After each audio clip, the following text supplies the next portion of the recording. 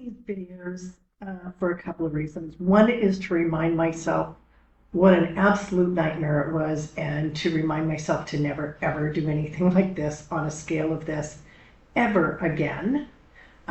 Also because everybody asked me what it was like to renovate a house in Mazatlan. So that's why I'm doing these series of videos. I took possession of the house in January of 22. It didn't look too bad.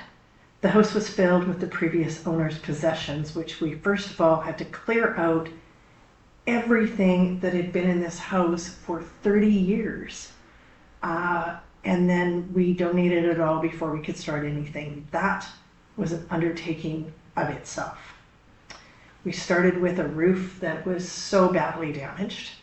The roof took 6 weeks to strip, cement, and seal, and it had cost overruns at 25%, and that was just beginning of the cost issues. It took 4 months to finish the second floor. I thought the entire house, the entire project, would be finished in 6 months. So 4 months to finish the second floor. It took another 6 months to finish the main floor. And the reason was all of the cement on the main floor was so badly crumbled that they had to take everything on the main floor right back to the bricks and redo it. It took 2 months to finish the exterior with the cement and the patios. The kitchen was ordered in May, and it didn't get delivered until the end of November, which was 6 months later. It had flaws in the countertop that were not repaired and replaced until January. This project took 3 times longer than anticipated, and it literally cost 3 times more than I had budgeted for. One of the big issues that I ran into, and I didn't recognize until I had bought the house, was the condition of the walls. And this little video shows what that meant. In this video, you can see how rough the ceilings and the walls are in this, and how broken the walls are around the windows. The whole house was like this. It was like an exterior, not an interior. It was terrible. And I looked at that and said, I can't live with that.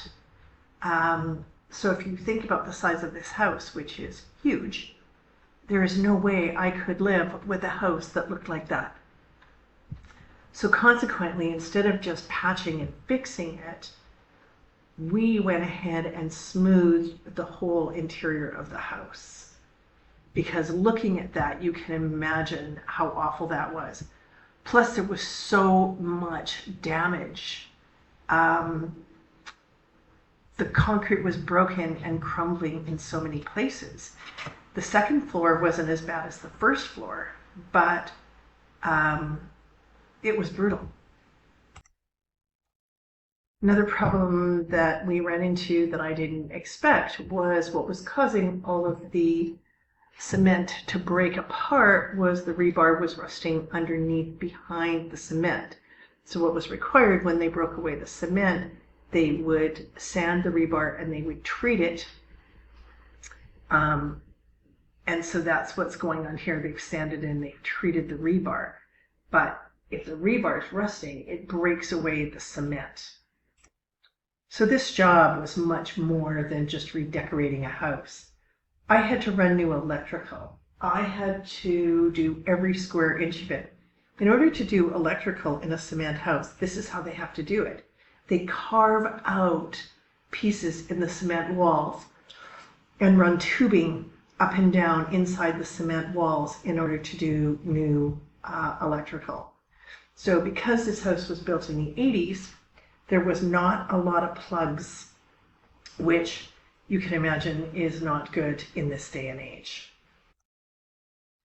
So the upstairs wasn't as bad as the main floor. In order to smooth the walls, what they would do is they would chip all of the cement walls. They would chip it, and were required, they would, if they would chip it and then the cement would come down, they would have to patch it, but they would have to chip it first in order to smooth coat it, because you can't just put cement over top of cement, it won't stick. So everywhere it looked like there was measles, but sometimes they would chip it and then the wall would come down and they would be right back to bricks. And then the next picture shows actually what happens then. So I have always said that this looks like Beirut when they were doing this. What they would do is they literally throw cement out the wall, and it's black, and they throw it at the wall, and then they sort of smooth it over, and they have to wait for it to dry. So you can see where they've smoothed where the electrical outlets are and where the big patching was done in the ceiling. So they have to do all of that first before they go, and then they do a smooth coat on the walls before it can be painted. So this is what the main floor, this is the scenario that started happening in the main floor when they started chipping the concrete to smooth it. It all came down in huge sheets. They had to redo the entire main floor, all the walls, the ceiling, the works. This picture shows 3 different stages of the concrete finishing. One is the walls that are dimpled, ready for smoothing. One is the ceiling that has already got the smooth coat on it. The other one is the black spots, which is where it's been patched. So it's been patched for repair, and so it's drying, and so once it's dry, they'll be able to do the smooth coat across the wall. So all of this takes a really long time because the concrete's got to dry in between all of this. So it is a long, long process, and damn, is it a mess in the middle of all of it. Okay, 1 year of renovation. Budget exceeded by 300%. Still finishing things in year 2. I don't think it's ever going to be done. Maintenance going to go on forever. Was it worth it? Damn, I don't know. You know, I wouldn't be able to buy a house like this for the amount that I've got into it, but my expectation was not that I was going to spend this much money on a house. What I do know is I will never ever undertake a renovation this big. The things that came up that were so unknown, the dirt on the roof, the problems with the rebar, the plumbing issues, the electrical issues, it was massive, and it just went on and on and on and on. It was a total nightmare. I would never ever suggest that anybody do anything like this again, and I will never do anything like this again.